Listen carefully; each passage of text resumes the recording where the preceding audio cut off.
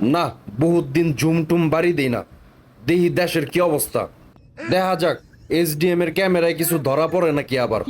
ঝুম বাড়ি দে কই গেলাম গা। ও ইয়ে, কি জিনিস এটা? সস? হ্যাঁ, কি সস এটা? কিন্তু চান্দির উপরে এটা কি পাখি?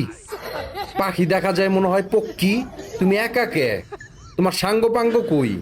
তোমার বয়ফ্রেন্ড কই? হ্যাঁ, এই তো সাবাস। উই যে জোড়া জোড়া ছাড়া কি আর দেশ চলে? দেশ চলে না, সব জায়গায় জোড়া জোড়া, তাহলে আমি বাদে।